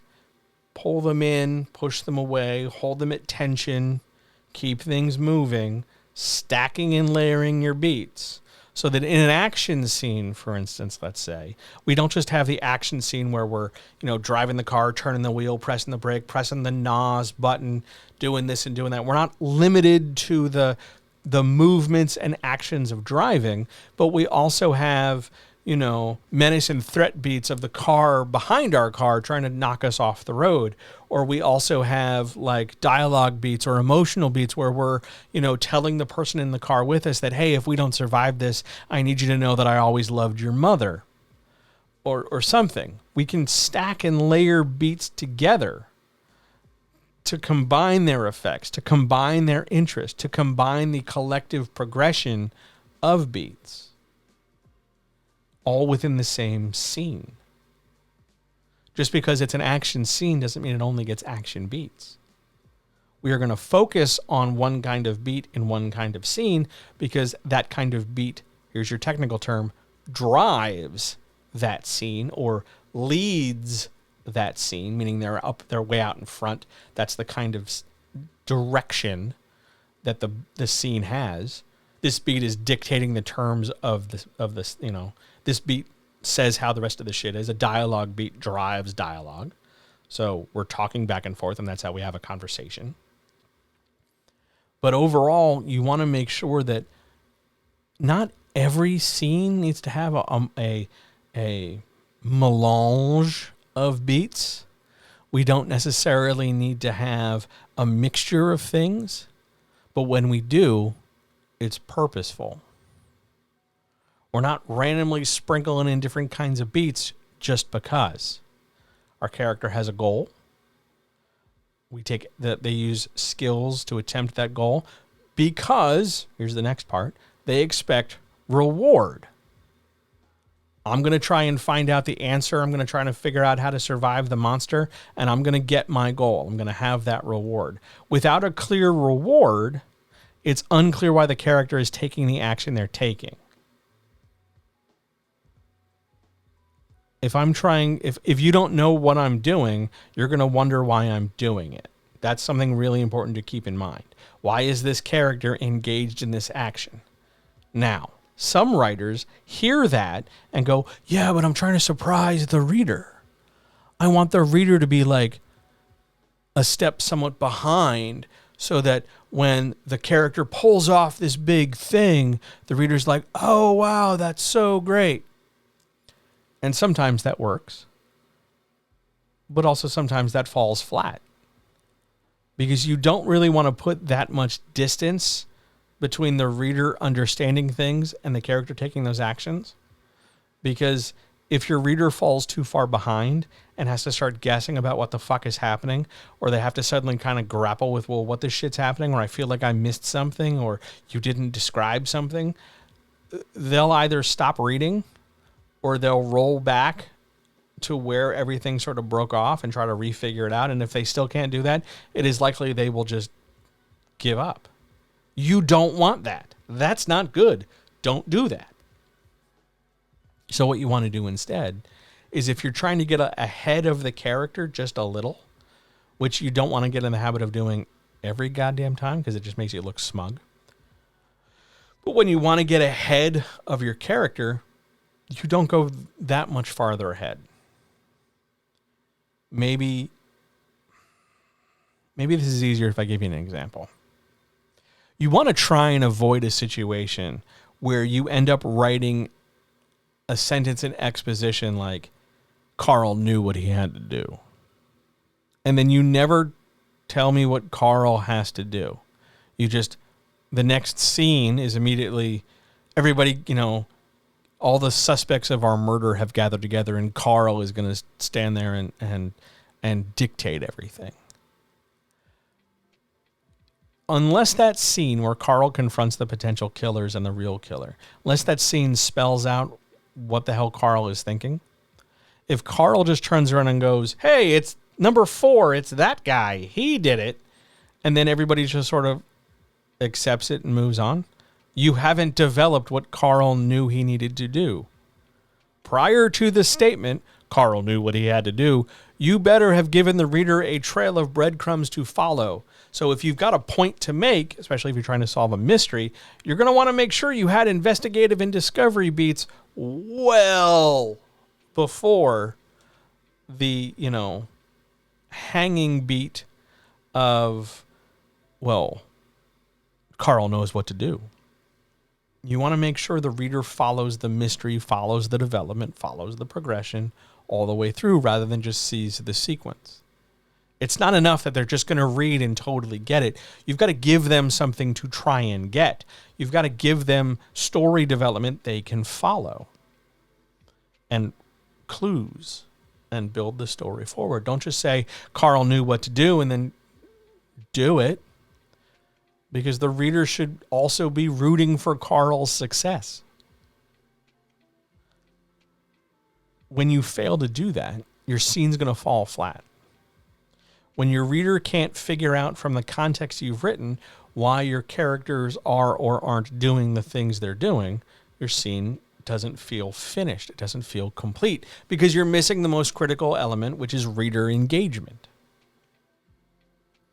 Beats are the thing readers can engage with. All different kinds of beats breed all different kinds of engagements. It is about combining things in certain ways. So for our action beat, when we're driving, we've got our actions, but we've also got dialogue and emotion. For our murder mystery, we've got to have a lot of investigation and dialogue, but maybe we also have emotion because we're trying to draw out some tension. For legal thrillers, we're going to have an awful lot of dialogue, but maybe a challenge and an investigation beat in there. You want to take these pieces and you can manipulate them in lots of different ways to get the end result you want that isn't just specific to the plot. Yes, there's going to be a plot-related component to this. By the end of this scene, I have to move the characters from point A to point B, and they've got to know this thing and then act on it. Yeah, that's going to be part of it. But there needs to be more to a scene than just the accomplishment or the ticking of boxes on a plot map or a plot to-do list, however you want to visualize it. Does that make sense? Should I let me click the button. Dare I be brave with a very wonky chat and ask if people have questions, knowing full well it's going to lead to moments of silence? Let's do it. Let's give it a try. Are there any questions about anything I've talked about so far? Anything?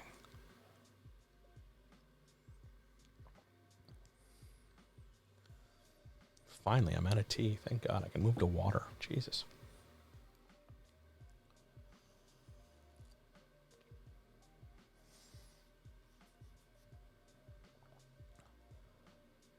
I don't like the camera being here. It makes me very chin aware. But I'm trying. We're working it out.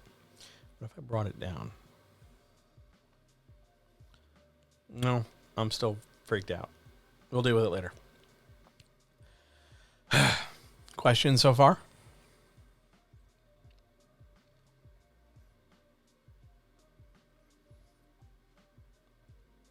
One of the tricky things that I struggle with, that I'm still struggling with, is the volume of information.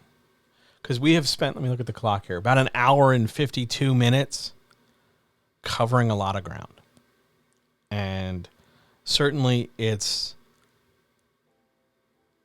way more than probably most streams. Like, this is 2 solid hours. Most video, like most, if you jump on YouTube and go watch some writing videos, you're going to get like 11, 12 minutes on average. There's probably some graphics and shit. And this is 2 hours. It's okay if like you're just overwhelmed. I'm trying not to overwhelm you on purpose, but balancing the volume of information with the pauses and the breaks and the, hey, do you have questions and all this. Yeah, part of that is tech dependent in terms of like, hey, is chat fucking working? Today, kind of. Or at least now it is. But part of that is also making sure you get help when you need it. I'm not seeing anything. I'm assuming everybody's okay. Maybe I shouldn't assume that.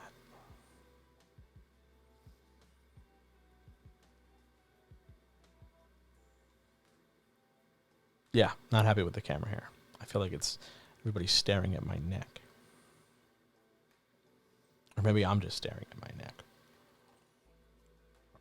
Anyway, we're working this out as we go.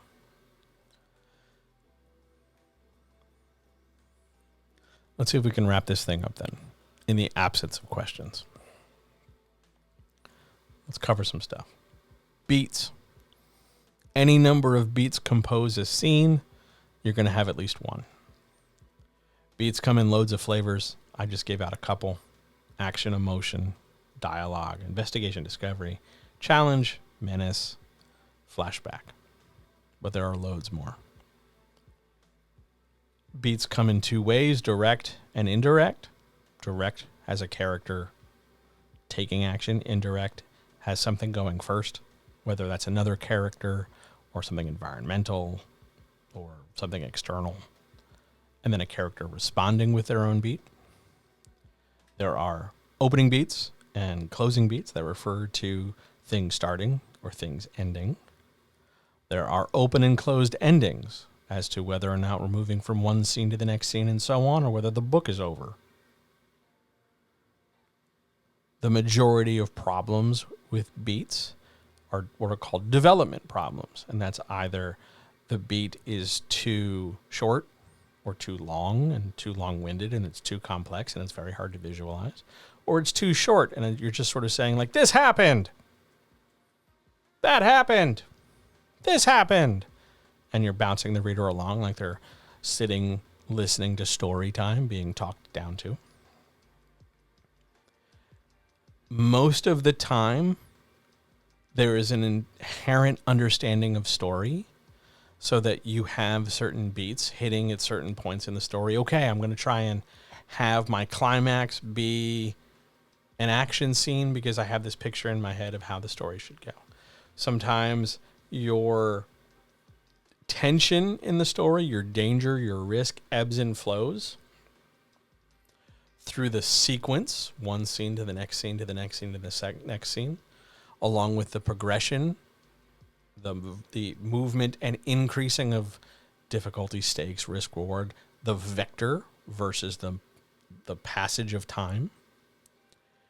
In all beats, whether we're talking about action beats or dialogue beats or whatever, in every single beat, time is passing. The only way you freeze time, and even then it's still pretty arguable, is if you dive too deep into a flashback. Because a flashback occurred in the past, so the present flow of time has somewhat stopped, because we're all watching the flashback essentially, or listening to it or whatever. But you can argue, and sometimes I do with clients, that time is being taken up, time is passing, while someone is remembering what happened on Tuesday. So time is always a factor when it comes to beats.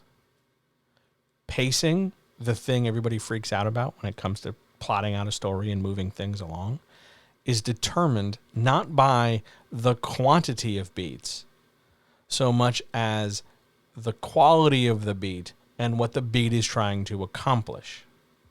Because when it comes to scene construction, what we're aiming for is giving the reader that movie in their head, because every sentence is a camera, every character in a scene has a goal, every character tries to accomplish that goal with their skills, and there's always some kind of opposition between accomplishing their goal and receiving their reward and moving forward. There's always some kind of opposition, whether it's known or unknown, or external or internal, or it's the big scary monster, or it's their self-doubt, or it's the fact that the clock is ticking and the bomb could go off, or it's the fact that they just broke a nail, or it's the fact that, who knows what will happen next. There's always some kind of challenge, and that's constructed out of beats. And it's constructed out of the potential of things, because beats drive scenes.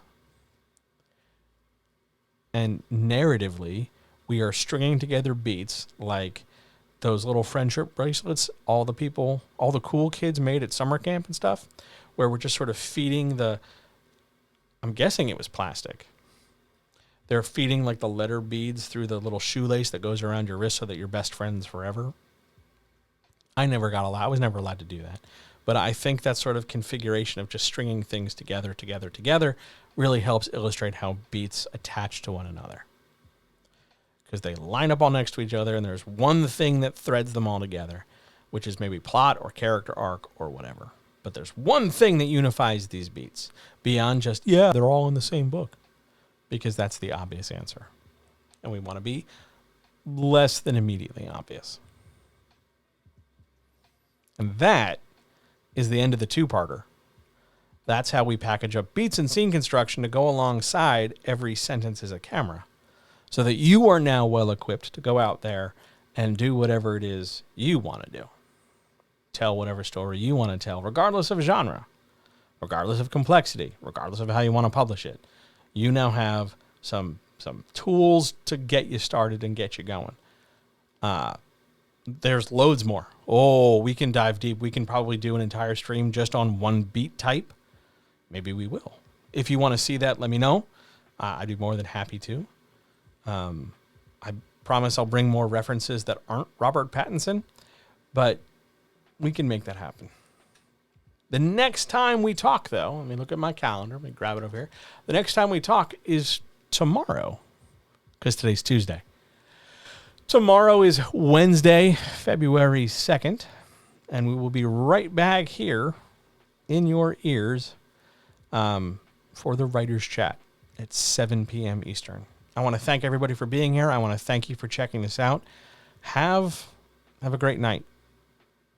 I hope this was helpful for you. I hope this was at least a nice way to spend some time on Tuesday.